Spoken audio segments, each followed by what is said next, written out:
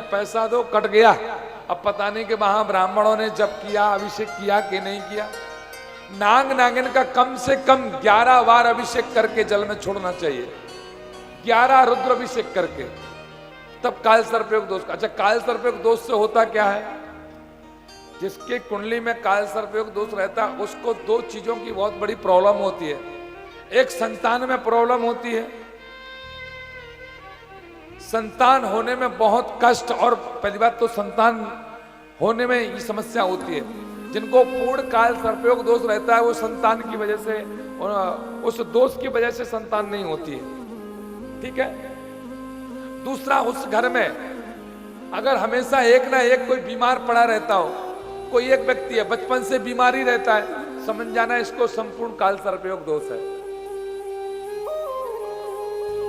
इसलिए बीमार रहता है। और यह त्र्यंबकेश्वर नाम से यह ज्योतिर्लिंग हुआ। 9वां जो ज्योतिर्लिंग हुआ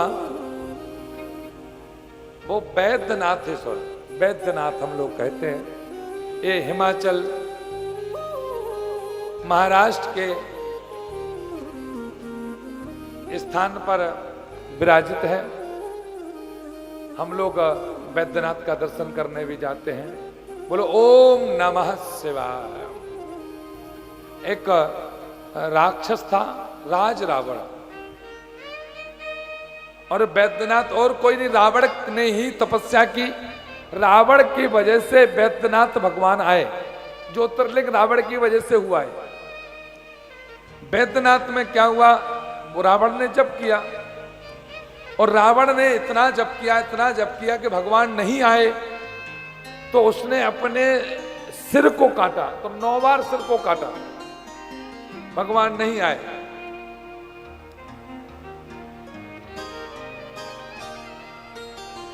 दसवीं बार काटने के लिए तैयार हुआ,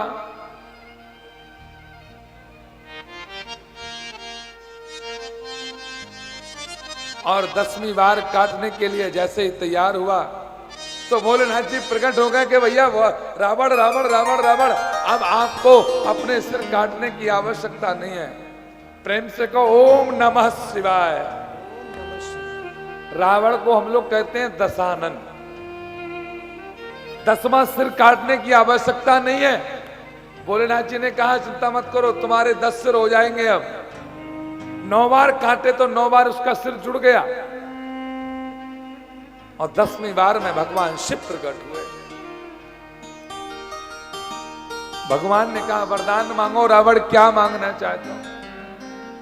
रावण ने नतमस्तक हुआ और कहा वरदान यहां नहीं मांगेंगे, हम लंका में मांगेंगे। लंका चलो भगवान। भगवान ने कहा ठीक है, ये शिवलिंग हम आपको देते हैं। और इस शिवलिंग को रावण अपने लंका में ले जाना चाहता था। भगवान ने एक बात कही कि ले जाओ, लेकिन तुम जहां एक बार रख दोगे वहीं पर यह स्थित हो जाएगा। अब रावण ले गया, ले जा रहा था, तो कहते हैं महाराष्ट्र के अंतिम में शंका आई उसको, और शंका आई तो कहते हैं कि रावण ने उस लिंग को एक व्यक्ति को दिया, और कहते हैं एक व्यक्ति को दिया, और उससे यह कहा इस शिवलिंग को पकड़ के रखना, मैं 5 मिनट बाद मैं आपसे ले लूंगा। उस व्यक्ति को शिवलिंग दिया, और भजन था। वो 5 मिनट तो लेकर के खड़ा रहा, लेकिन उसने वहीं पर रख दिया। रावण आया शंका करके,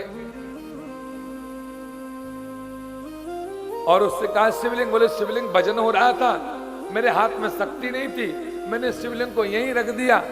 रावण ने कहा मैं इस शिवलिंग को अपनी लंका नहीं ले जा पाया, इसलिए वही शिवलिंग कहते हैं उस ग्वाले की वजह से, ग्वाला था गाय चराने वाला, उस ग्वाले की वजह से वही शिवलिंग महाराष्ट्र के अंत में स्थान पर स्थित हो गया और उस शिवलिंग का नाम कहते हैं, सभी ने पूजा की। नारद जी लंका गए, रावण से कहा कि तुम पर्वत उठाओ। रावण ने पर्वत उठाया, बहुत मेहनत की और वहां पर भोलेनाथ जी वैद्यनाथ के रूप में वह ज्योतिर्लिंग स्थित हुआ।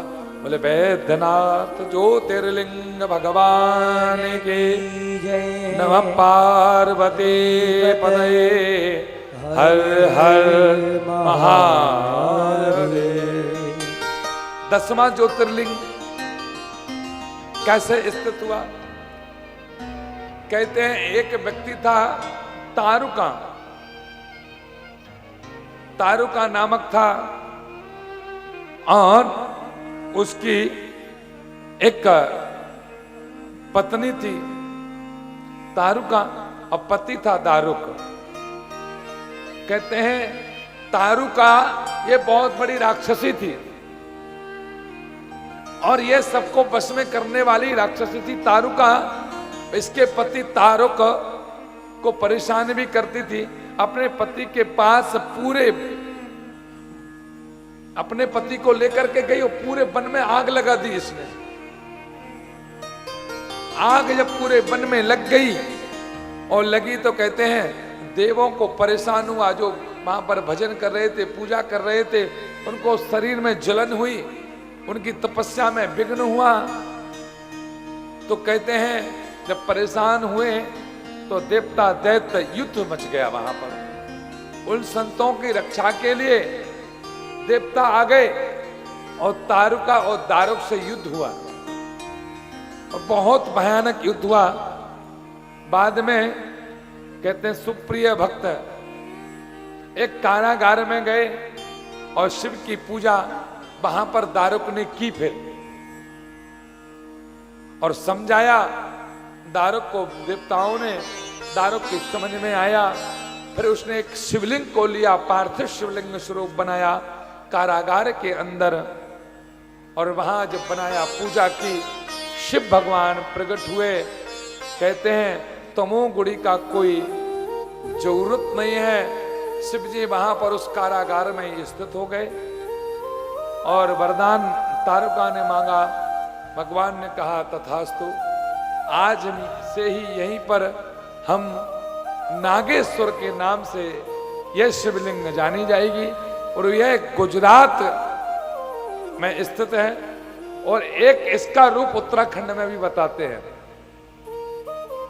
युद्ध हुआ क्योंकि जो तारुका थी उसके अंदर एक ऐसी शक्ति थी कि जिस स्थान पर वो पूरा का पूरा जो जंगल था उसको ले जाती थी, चला चला करके उछालती थी, शक्ति थी उसमें, उस जगह को कभी उत्तराखंड ले गई, कभी इधर ले गई।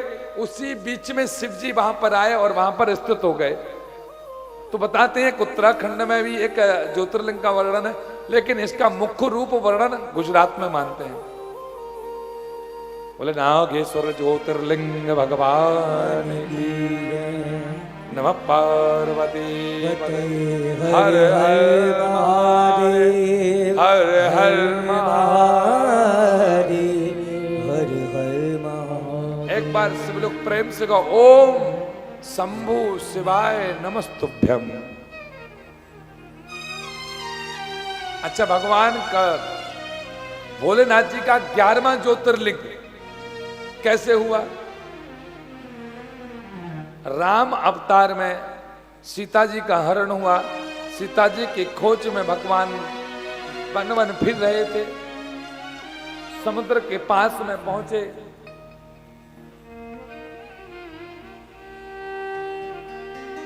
समुद्र के पास में पहुंचते हैं,